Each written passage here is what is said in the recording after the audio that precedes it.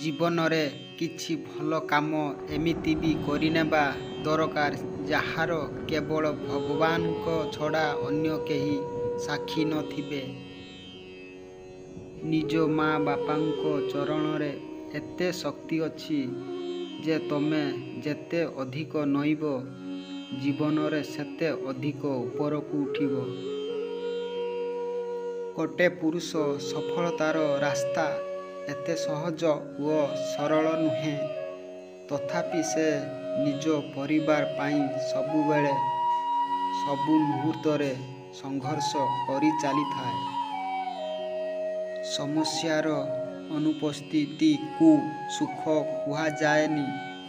ସମସ୍ୟା ସହିତ ମୁକାବିଲା କରିବାର କ୍ଷମତା ଥିବା ବ୍ୟକ୍ତି ହିଁ ସୁଖର ଅଧିକାରୀ ହୋଇଥାଏ।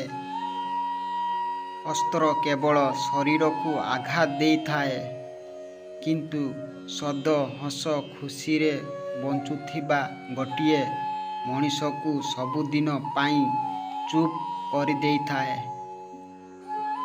ଦୁଃଖ କଷ୍ଟ କେତେ ଭାଗ୍ୟବାନ ଅଟନ୍ତି ଯାହାକୁ ପାଇଁ ଲୋକେ ନିଜ ଆପଣାର ଲୋକକୁ ମନେ ପକାନ୍ତି। ଯେଉଁମାନଙ୍କ ଶରୀର ସୁନ୍ଦର ଦୁନିଆ ସେମାନଙ୍କୁ ପସନ୍ଦ କରେ ଏବଂ ଯେଉଁମାନଙ୍କର ଆତ୍ମା ସୁନ୍ଦର ଭଗବାନ ସେମାନଙ୍କୁ ପସନ୍ଦ କରନ୍ତି।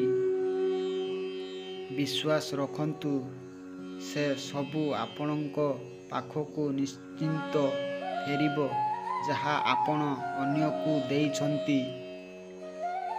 ମନେରଖ, ଯୁଗକୁ ଅପେକ୍ଷା କଲେ ଯୁଗ ପରେ ଯୁଗ ଅତିକ୍ରାନ୍ତ ହୋଇଯିବ। ତେଣୁ ନିଜର ଆତ୍ମବିଶ୍ୱାସ ଓ ପରିଶ୍ରମ ବଳରେ ଆଗକୁ ବଢ଼ିବାକୁ ଚେଷ୍ଟା କର।